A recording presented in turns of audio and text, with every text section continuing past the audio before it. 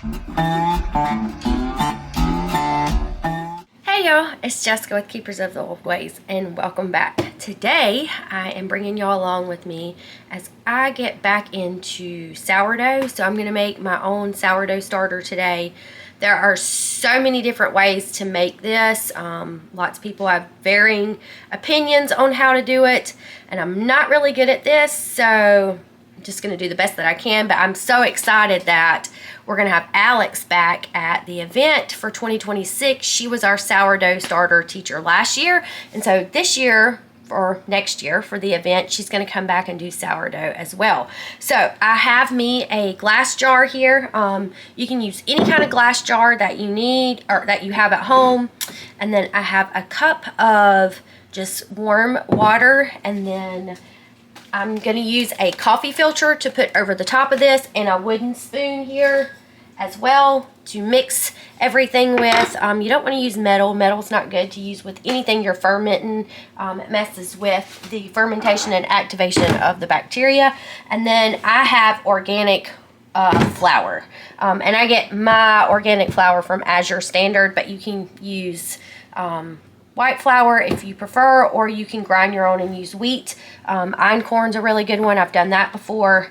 But I was cleaning out my refrigerator, and you know how us moms get in a cleaning mode and sometimes don't pay attention to what we're throwing away. And I had saved my starter from last year in the fridge, and I've poured the stuff off that gets on top a couple times and thought about bringing it out and starting over. And I was in one of my cleaning frizzies, and I chunked my sourdough starter. And I really have been having some health issues and migraines and just hard time getting rid of colds and sinus stuff. So I'm like really trying to get a hold of my health. So even though my family's not crazy about sourdough, I can at least make it for myself. So I'm going to use 1 cup of my organic flour and 1 cup of water. And then I'm going to put them in my jar and mix them together. So let me see if I can bring you down here so you can even see what I am doing. So I'm just going to pour the flour into the jar. And then I am going, let me see if I can back you up. My fire cider's kind of in the way. I have a fire cider back here going. I'm going to put my water in. And you want this to go somewhere that's about 75 to 80 degrees in your home. And you don't really want this around a lot of your other stuff that you're fermenting. It can really kill if you have more than one fermentation, it's not good. It can kill it. So I'm just going to mix this really well, scraping down the sides. And what I'm going to do is let this sit for 24 hours, and then I'm going to check it and see if it's real bubbly and doubled in size. And that's what I have this rubber band for.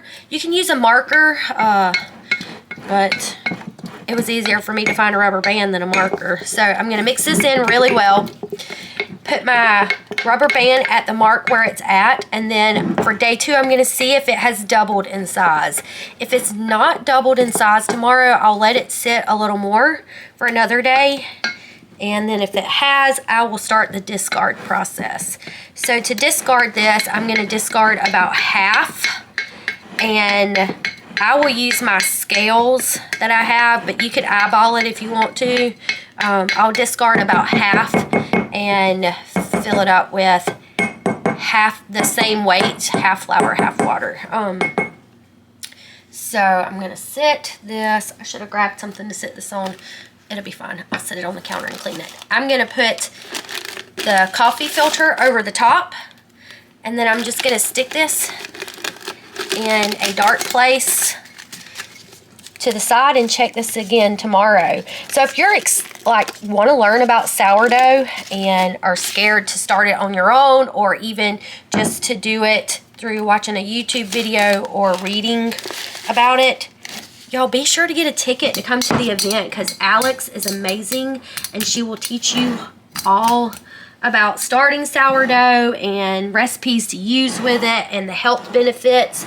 Her journey of why she started using sourdough. She has some kids that had some intolerances, and so please come to the event. Go to our website, keepersoftheoldways.com. Get tickets. They're already available. Go ahead, if you're traveling, get you a place to stay. There's tons of nice hotels in Marianna. and there's campsites at the place we're having the event. So coffee filter on top with a rubber band at the mark. Let's see, there you go. Rubber band at the mark where the sourdough's at, so I can tell if it has doubled in size. And I scraped down the side so I would be able to see it. Cup of water, cup of flour, mixed it together, and now we're just gonna let it do its thing. So if you have some great discard recipes, I would love them. Put them in the comments, especially crackers. Crackers is my thing, and I would love some good cracker recipes.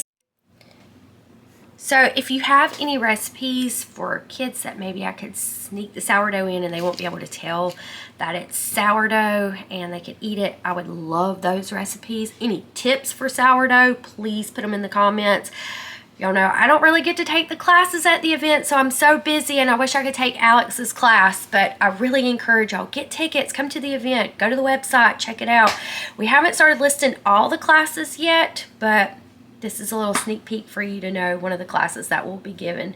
So please, please follow us, hit subscribe, share this video out, and comment below, y'all, and help me out here. So follow me on my journey with my sourdough. Until next time, y'all.